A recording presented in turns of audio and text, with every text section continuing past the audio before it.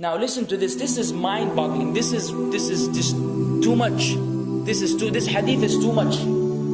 As in, it's so powerful. If you were to reflect on it, you should, maybe faint. When Allah loves a slave, He calls on Jibreel. Who's Jibreel? You know who Jibreel is? The greatest of the malaika, as far as Ahl Sunnah wal Jama'ah. The one whom when the Prophet ﷺ saw, he fainted alayhi salatu wasalam, because of his wings had covered the horizon. Jibreel, the angel who's responsible for the most virtuous thing, which is conveying the revelation from Allah to the messengers of Allah. Jibreel, and what do you know about Jibreel? Allah said, whoever is adu, whoever is an enemy to Jibreel, then Allah is the enemy to the disbelievers. Allah defended Jibreel in the Quran. Jibreel, the one who took the Prophet ﷺ in Al-Isra al-Mi'raj, in the ascension to the heavens. Jibreel, the malak, which we don't know what to say about, because of his honor and his virtue in the sight of Allah. Allah will call on him to share with him the love which He has for you.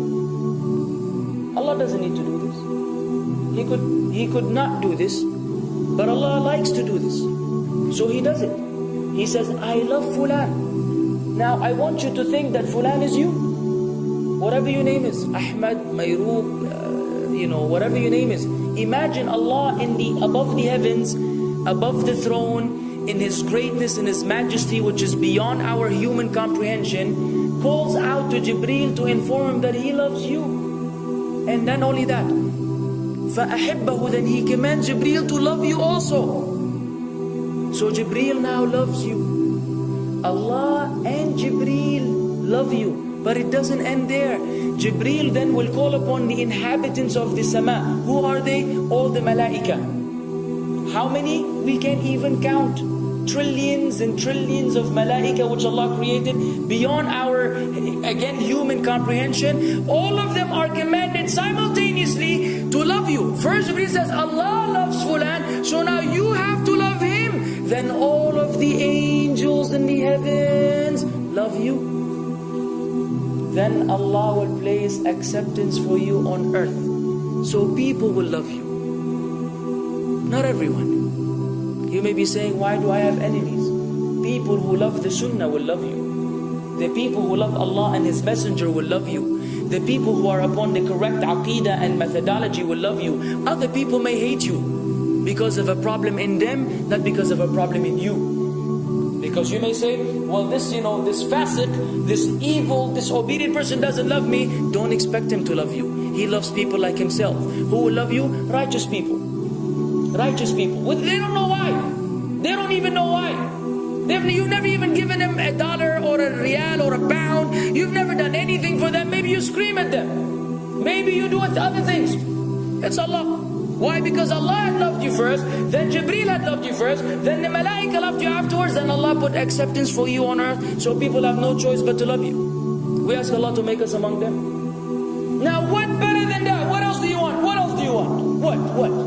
If you're a person whom Allah loves, in every movement you go, you do, you pray, you sleep, whatever you do, you are among those whom Allah loves and Jibreel loves and the angel loves. What else do you want, ya akhi?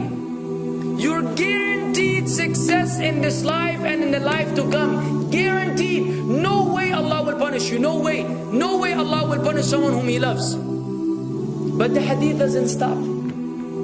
The hadith has a very saddening continuation, which we should seek refuge with Allah from. وَإِذَا أَبْغَضَ عَبْدًا, and if Allah hates a slave, He also calls on Jibreel. And He informs Jibreel that He hates this person. So He will command Jibreel to hate this person. Then Jibreel will tell the angels to hate this person. Then Allah will put hatred for him on earth.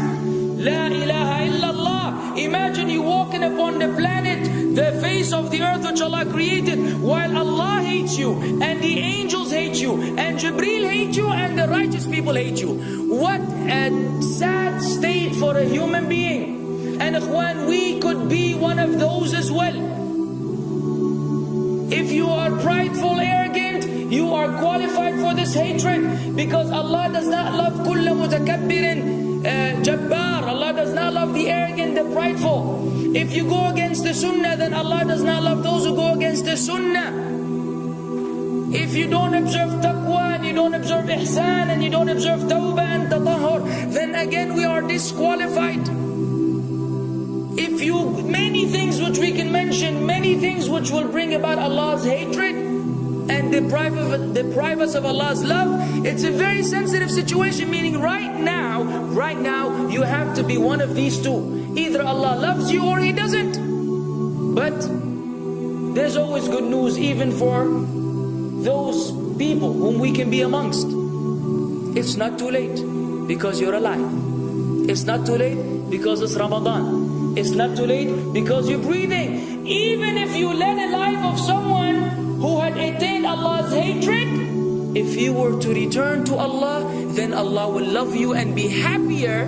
He will be so happy with your tawbah than a man who lost his mount in the desert. Upon it was his food and his drink, and then he waited under a tree for death. And all of a sudden he opened his eyes and he sees his camel or his horse or whatever that was right in front of him. And he gets so happy, he said, Allahumma anta abdi wa ana rabbuka. Oh Allah, you are my slave and I am your Lord. Kufr. He said a statement of kufr, but the Prophet ﷺ said, أَخْطَأَ مِنْ شِدَّةِ الْفَرَحِ. He made a mistake because he's so happy. You know when you're so happy that you may say things against what you want to say? When you're so happy that you just, you say words that mean nothing to anyone? Allah is happier when you return to Him than that person. What else do we want? For how long are we going to stay away from Allah? For how long are we going to lead the life of the heedless? For how long are we going to go against the sunnah? What are you waiting for? Death? Death. حتى إذا جاء أحدهم الموت قال رب ارجعون لعلي أعمل صالحا فيما تركت كلا. Until when death comes to one of them, you say, oh Allah, allow me to return so that I may do good in that which I left behind. And it will be said to him, no, it's only a word. إنها كلمة هو قائلها. It's nothing but a wish and a word he will have. It will not be fulfilled. Let us not wait for death, ya akhwan. If each one of us here, by Allah, if each one of us here acted upon the sunnah, lived according to the sunnah, and invited people to the sunnah, and enjoyed what is good, and forbade what is evil, wallah, we will make a major change in the city in which we live. And if Muslims hearing this all over the world had that same attitude, then we will change the condition of the whole ummah. So no enemy can come and play games with us. We will squash them, all of them. Because Allah will defend. إِن تَنْصُرُ اللَّهِ يَنْصُرْكُمْ وَيُثَبِّتْ أَقْدَامَكُمْ. If you aid Allah's deen, Allah will aid you and will keep your feet firm. But we don't even live according to the sunnah, let alone be given victory over the enemies. So we're being humiliated in everywhere we go in the world. So let us make that change. Now that Ramadan is here, now that you've been given this sudden inclination towards good, if we don't succeed, if we don't take advantage of this month, wallahi, we are losers. If Ramadan ends and you are the same way you were before Ramadan began, then one of us is a loser. If we don't return to Allah after Ramadan, then we are losers as well. So tonight, bi'idhnillah, always on our mind, attaining Allah's love, acquiring Allah's love, fetching for the sunnah, and acting upon it whenever we're able to do so.